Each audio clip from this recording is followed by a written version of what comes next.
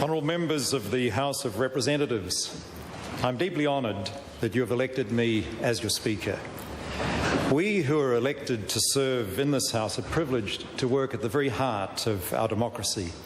In our hands, we hold the responsibility of protecting the rights and freedoms of all New Zealanders.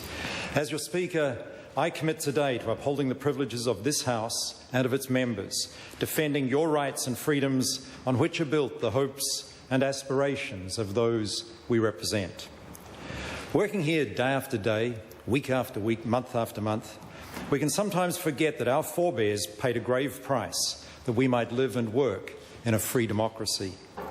Lest our behaviour might at times fall short of that which those we represent expect of us, it's worth reflecting on the places named on the walls of this chamber: Gallipoli, Passchendaele, Messines, and many others. We honour the men and women who died in those hallowed places when we respect the freedoms they fought and died for. Honourable members, I succeed 28 former distinguished speakers, and most recently New Zealand's first woman to hold the office, Speaker Margaret Wilson. I'm privileged to have served in this House under 8 of them, and I hope I may have gleaned a little from their collective wisdom. One achieved a remarkable double in throwing out, at the same time, both then Prime Minister David Lange and Opposition Leader Jim Bolger. While Speaker Sir Gerard Wall's achievement is not one I would seek to emulate, our honourable leaders might note it is not without precedent. Those amongst you with as many grey hairs as I may also recollect the occasion when Speaker Wall commenced a session praying, "Almighty God, humbly acknowledging thy need for our guidance in all things. For such mistakes that will inevitably be made, I seek your forbearance and apologise in advance. Honourable members, I will be your Speaker. My door will always be open, and as Speaker-elect I will at 4 o'clock obey the instruction and go to the Governor-General and invite those of you who are able to accompany me there. Again, I thank you all.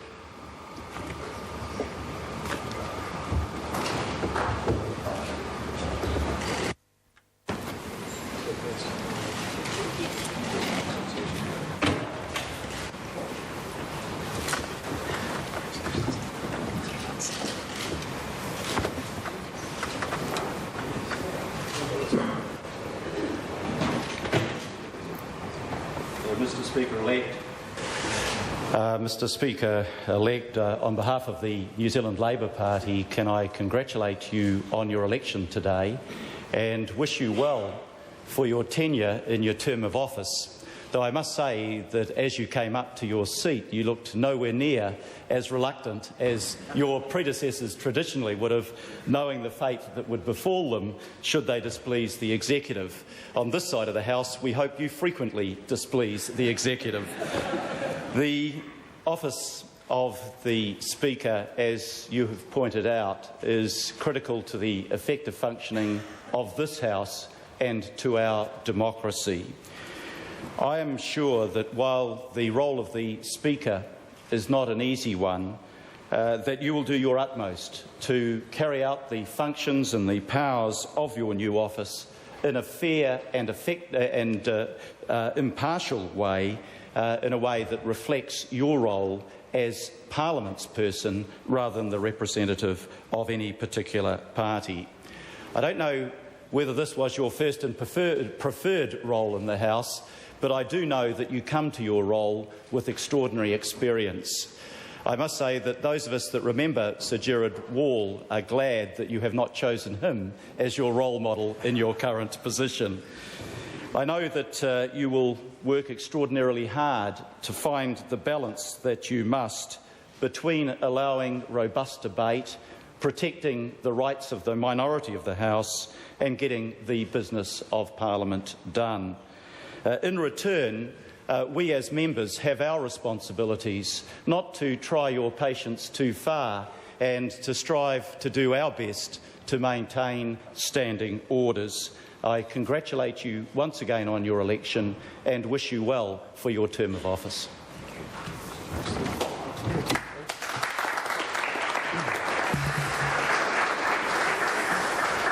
Speaker, it's my great pleasure to congratulate you on your election as Speaker of this House.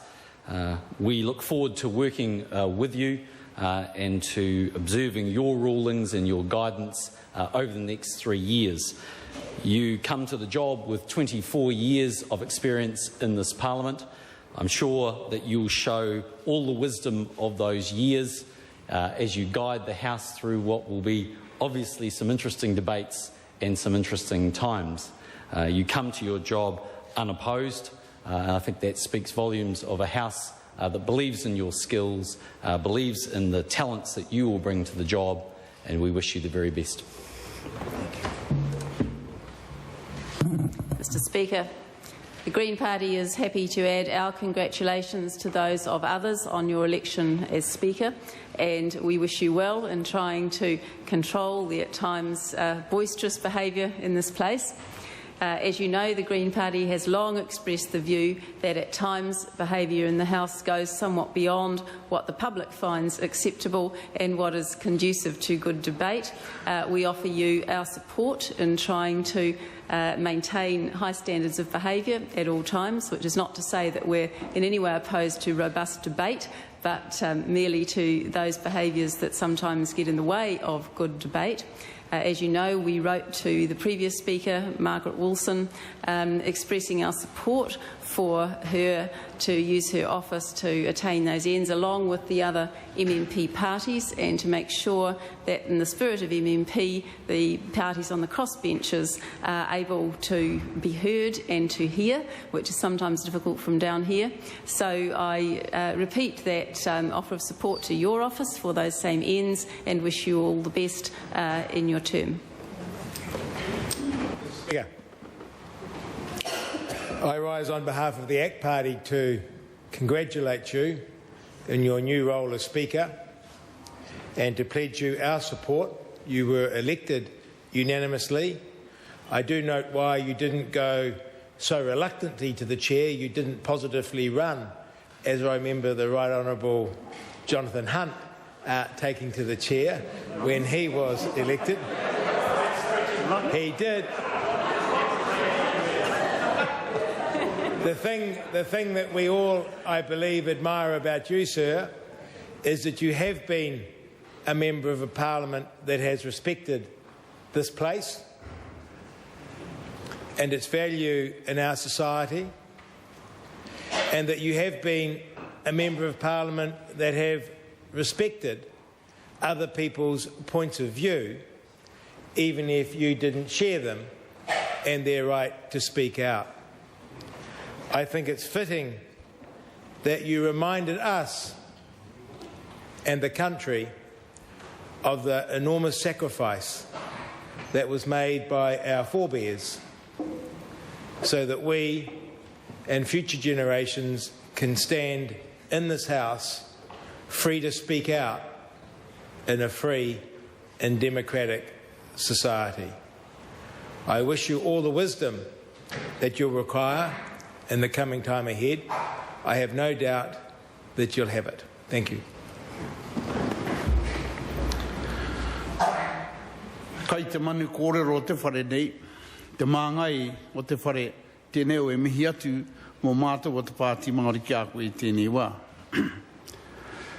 Nā te mea ko koe anake te mea tuana, he tautoko tēnā mai ngā pāti katoa mō, nā reira tēnei mātou e mihi atu.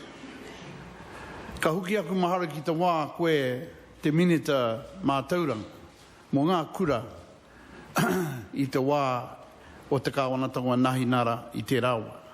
Nau anō te minita e tautoko ana i a mātou e whakatū kura kaupapa Māori i te rawa. E rima kura ia tau ko whakatūrea i raru i a koe. Nā reira kai te mihi atu ki a koe mō tēnā. Nā reira ko te tūmanako, kia o paito noho i tēnā tūru, anei rā te pāti Māori e tautoko ana ki a koe, tēnā koe, tēnā tātou katoa. Mr.